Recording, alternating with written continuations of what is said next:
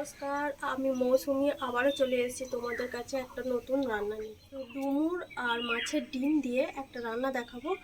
তো কি কি লাগছে প্রথমেই দেখি। এখানে ডুমুর সিদ্ধ করা আছে নুন হলুদ দিয়ে। মাছের ডিম তো লাগবেই। এখানে নুন লাগছে, সাদা তেলও লাগবে, সর্ষের তেলও লাগবে, জিরে, শুকনো লঙ্কা গুঁড়ো, হলুদ গুঁড়ো, এটা সিদ্ধ আলু, পেঁয়াজ কুচি, আদা রসুন বাটা, টমেটো পেস্ট, ব্যাস এই উপকরণ। আচ্ছা, প্রথমে সর্ষের তেলটা কড়াই দেব, দিয়ে মাছের ডিমটা ভেজে নেব। মাছের ডিমটাতে আমি নুন হলুদ মাখাচ্ছি না, তাই আগে আমি একটু নুন দিয়ে দিচ্ছি তেলেতে, একটু হলুদ গুঁড়ো দিয়ে দিচ্ছি, দিয়ে এই মাছের ডিমটা দিয়ে দিলাম। ডিমটা ভাজা হয়ে গেছে, এবার তুলে নিলাম।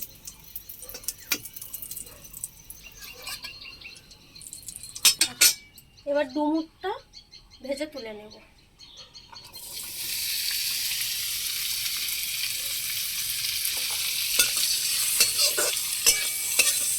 আগে থাকতেই সিদ্ধ করা আছে নুন হলুদ দিয়ে।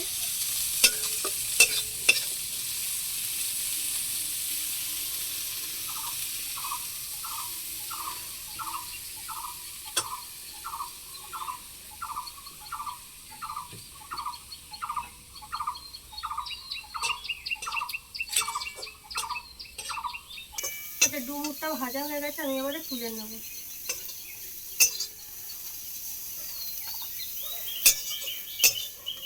আচ্ছা, এবার বলি, সাদা তেল দিয়ে পুরো রান্নাটা হবে। ডুমুরটা আর ডিমটা আমি সর্ষের তেল দিয়ে ভেজেছি, তাই আলুটা ভেজে নেব সাদা তেল দিয়ে।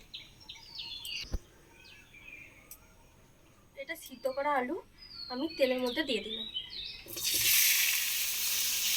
সামান্য নুন দিচ্ছি আর একটু হলুদ।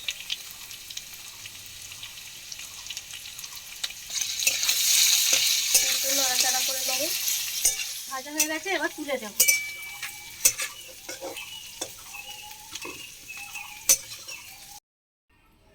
এবার একটু সাদা তেল দিলাম, কাঁচা লঙ্কা ফোড়ন দিলাম, গোটা জিরা ফোড়ন দিলাম। এবার দিয়ে দেব পেঁয়াজ কুচি।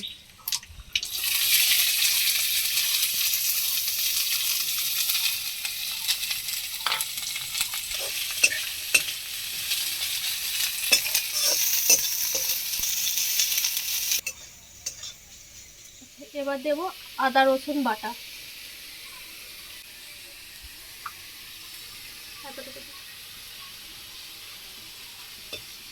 এবারে দেব হলুদ গুঁড়ো,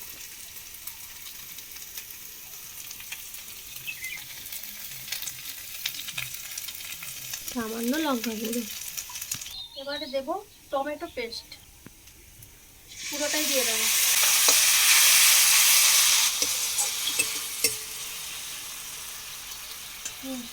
এবার দিয়ে দেব ভাজা ডুমুরটা।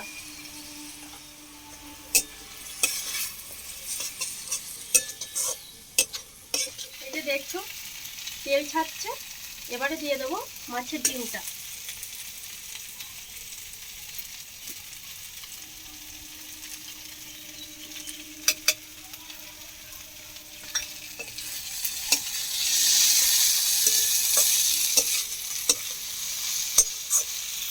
আচ্ছা, এতে একটু আদা রসুনের জল আছে, এই জলটা এমনি সামান্য দিয়ে দেব।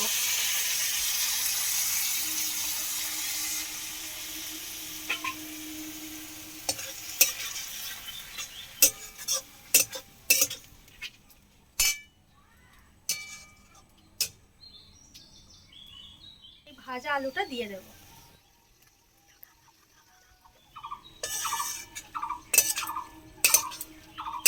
দেখো রান্না রেডি হয়ে গেছে, এবারে নামিয়ে নেব।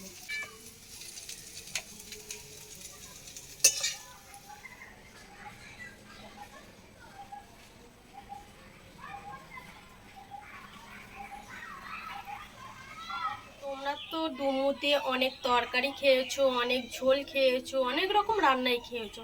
তো তো মাছের ডিম দিয়ে এই ডুমুর দিয়ে আলু দিয়ে এই তরকারিটা একবার করে দেখো কেমন লাগে। যদি ভালো লাগে অবশ্যই একটা আমাকে সাবস্ক্রাইবের মাধ্যমে, লাইক কমেন্ট শেয়ারের মাধ্যমে আমাকে জানিও। ফেসবুক পেজে আমাকে একটা ফলো করে দিও।